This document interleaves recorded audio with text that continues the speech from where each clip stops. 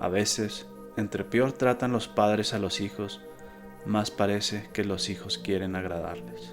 El humano es una especie imitadora por excelencia. Esa es una de las razones por la que somos dependientes por tanto tiempo, por lo que nuestra niñez dura tanto. Es para poder absorber del ambiente, para aprender de los que nos rodean. De hecho, la corteza prefrontal, una parte que tiene que ver con la planeación, con el autocontrol, lo que nos hace básicamente humanos, es la última parte en madurar, a veces tardándose hasta los 25 años. Y para sorpresa de nadie, es la que es más influenciada o más moldeada por el ambiente. Y si lo piensas, una forma práctica de aprender es imitar a los otros miembros. ¿Y qué hace más probable que imitemos a alguien? Que lo admiremos. Y yo creo que esto explica la universalidad de los héroes. Si lo piensas, todos hemos tenido héroes a lo largo de nuestra vida. Comenta el tuyo. Y esto se podría explicar porque tenemos mecanismos para identificar y detectar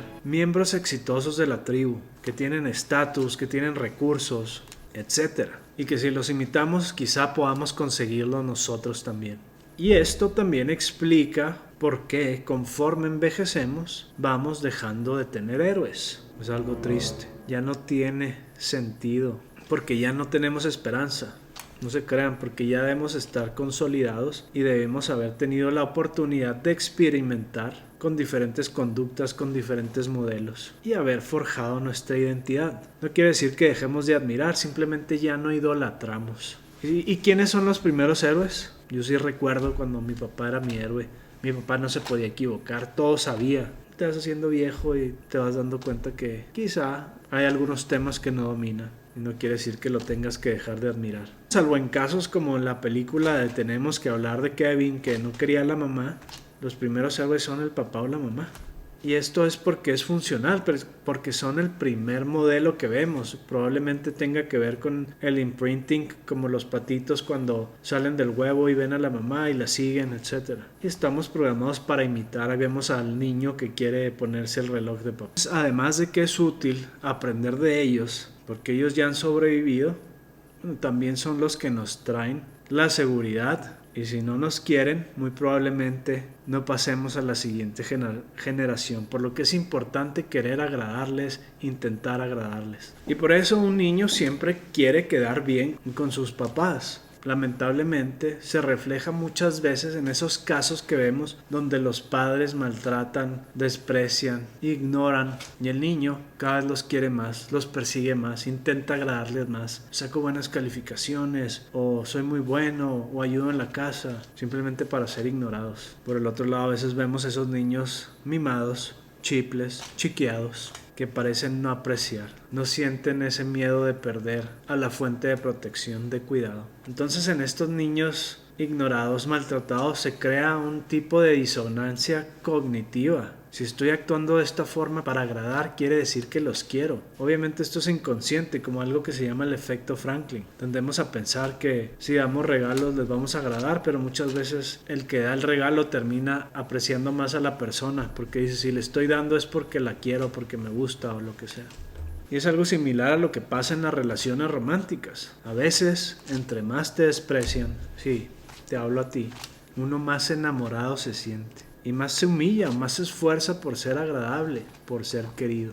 Y obviamente estas conductas, este esfuerzo de agradar, es causado por emociones. Hay que recordar que las emociones no están aquí para hacernos sentir bonito, sino para incrementar las probabilidades de realizar conductas que promuevan nuestra sobrevivencia y nuestra reproducción. Y en este caso, ¿qué pasa con el amor?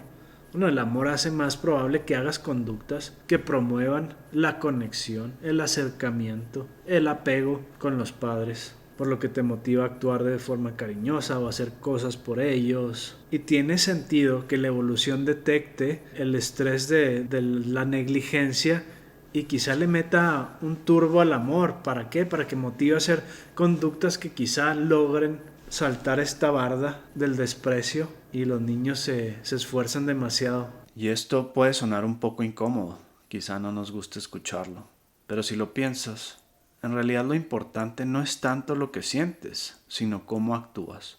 Y digamos en el caso de unos padres, lo importante no es que amen a sus hijos, es que actúen como si aman a sus hijos, que los cuiden, den de comer, cuidado. No es necesario el amor, simplemente que hagan las conductas para las cuales el amor está diseñado a promover. Sin embargo, igual, puede que ames a tus hijos, pero digamos, tienes una adicción y los ignoras, de nada sirve ese amor. Pero bueno, si amamos, hace más fácil esto. Cuando estás enamorado es más fácil que actúes romántico. Cuando quieres a tus hijos es más fácil que lo actúes de cierta forma, etcétera, etcétera. Entonces de nada sirve decir que amas a alguien si no lo demuestras. Sin embargo, si actúas amoroso, aunque no lo sintieras, el otro se beneficia.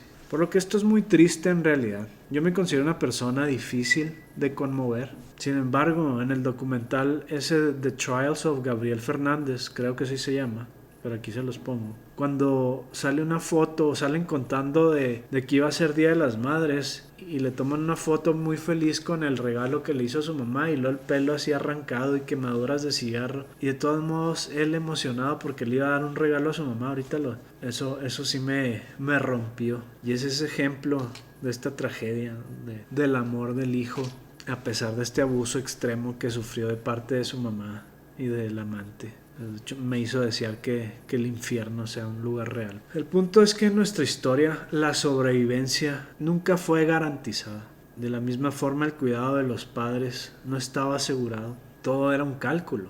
¿Vale la pena invertir en esta cría? O mejor en otra, que tenga más probabilidades de triunfar evolutivamente. Hay un libro muy interesante que se llama Homicide y viene de estos actos. Igualmente, de hecho me recordó que quiero hablar en un video del infanticidio en las especies, que en algún momento se vio como una aberración. Sin embargo, es algo que ha existido y existe la mayoría de las especies, por lo que por mucho tiempo la cría ha intentado demostrarle a los padres que vale la pena, que merece la inversión. Por suerte las cosas ya no son tan crueles. De hecho, algo que me dio un poco de risa es que una vez leí que puede que este instinto de impresionar, de demostrar valor, es por lo que a los niños les gusta tanto andar tratando de impresionar, de que mira mamá sin manos, o mira lo que puedo hacer, como su forma de decir, mírame, soy valioso, soy talentoso, no me sacrifiques. Y no me consta, pero suena posible, plausible. Y como dije en algún momento, el amor no es acumulativo. Y si no se nutre, el amor no tiene razón de seguir después de cierto punto. No va a seguir aumentando nada más. Como mencioné,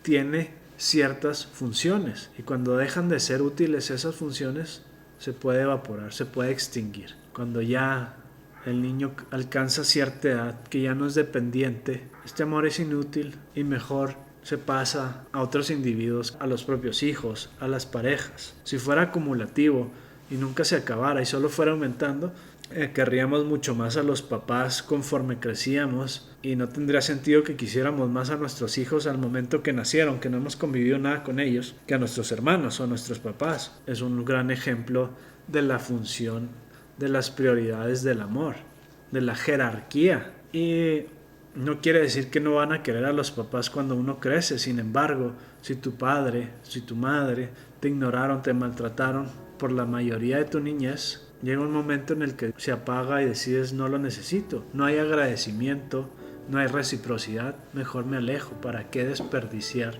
en ese individuo? Y mejor me enfoco en el acercamiento a otros individuos. Nos invertimos en cosas más útiles. Hay que recordar que no porque algo sea biológico quiere decir que no es real o que no es bonito. No por entender la utilidad de una emoción pierde su magia. Como dijo la antropóloga evolutiva Helen Fisher, no porque conozcas cada nota de una melodía deja de ser hermosa. Y cuando los padres nunca tratan bien al hijo y no refuerzan el amor que ellos les dan, cuando se vuelven irrelevantes, cuando se vuelven innecesarios, el hijo lo supera, se va.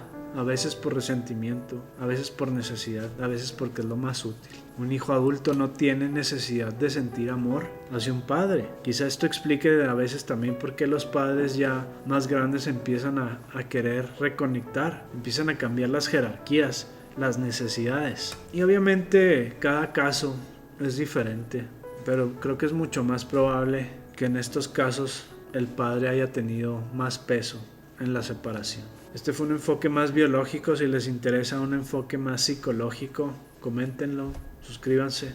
Y bueno, espero les sirva. Adiós.